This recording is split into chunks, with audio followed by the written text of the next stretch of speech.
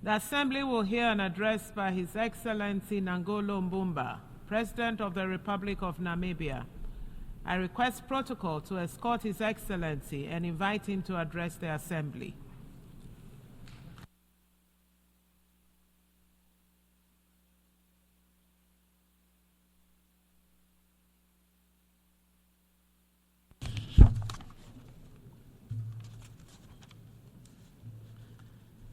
Madam Deputy President, the Secretary General of the United Nations, Your Excellencies, delegates,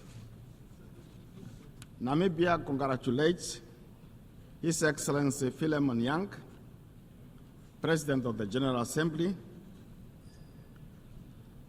I also extend my appreciation to his successor, His Excellency Dennis Francis, for successfully steering the Assembly through trying times. It was during the 78th session where the relevance of the Assembly's work repeatedly came to the fore through reaffirmations. The theme for this general debate, leaving no one behind, acting together for the advancement of peace, sustainable development, and human dignity for present and future generations, aligns perfectly well with our shared aspiration for effective international cooperation. In this regard, the adoption of the Pact for the Future and its annexes on the 23rd of this month, 2024, is encouraging. Namibia is proud to have served alongside Germany as a co-facilitator of the Summit of the Future. I congratulate all delegates for their commitment that brought the pact to fruition, all of you. Namibia's interest in the Pact for Future is grounded in the understanding that multilateral institutions, including the Security Council of the United Nations, do not represent African needs and aspirations.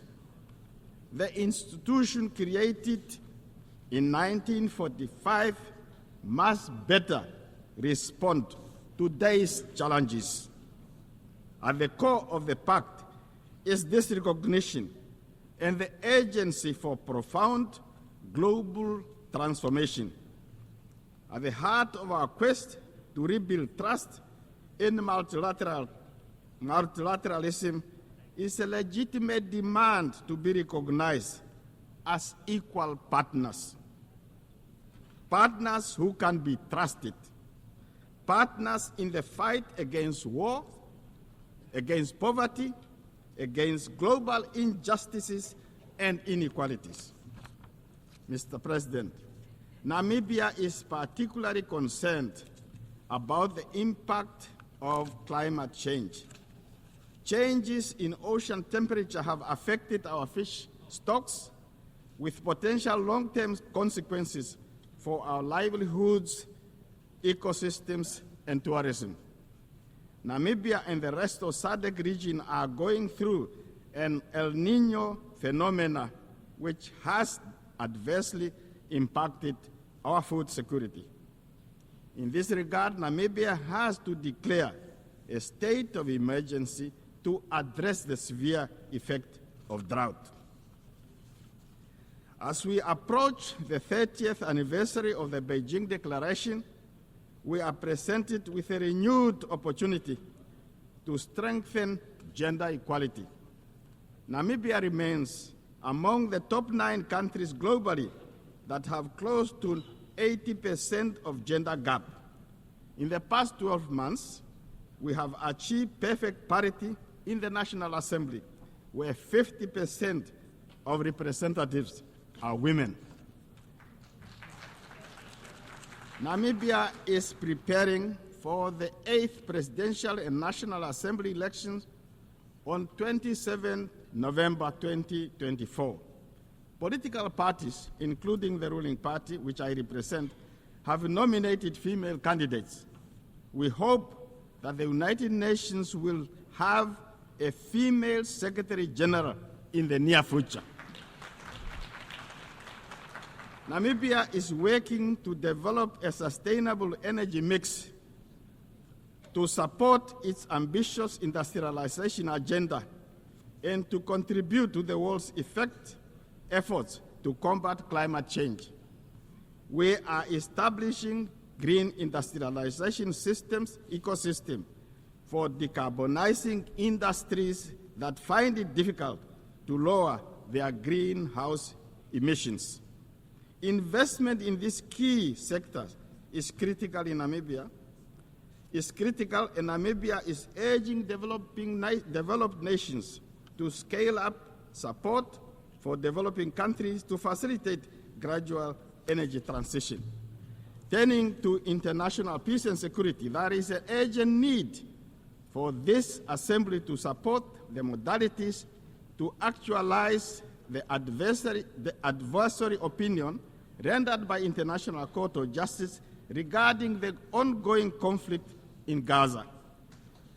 Prolonged occupation does not justify or make acceptance the hardship and injustice endured. This is particularly true for the people of Gaza, who continue to be brutally massacred. As a country that has endured genocide, Namibia believes that Israel, by intent and by action, is committing genocide. Namibia continues to call for a ceasefire and humanitarian assistance to flow unhindered into Gaza. On economic matter, economic hardship continue to affect the sister Republic of Cuba in stark contrast to the ideals of inclusivity and the goals of leaving no one behind. Namibia calls for the end of economic, financial, and commercial blockade against Cuba and calls for removal of Cuba from states that are accused of sponsoring terrorism. Namibia also reiterates its call for the immediate and unconditional lifting of illegal sanctions against our neighbor Zimbabwe, which hinders the country's capacity to achieve sustainable development goals. Further affronts to United Nations Charter, its purpose and principle is the continued disenfranchisement of the people of Western Sahara, who are denied the right to self-determination. The 79th session of the UN General Assembly must do more to change that situation. In conclusion, Namibia is a child of international solidarity midwifed by the United Nations, and therefore remains its firmest of proponents.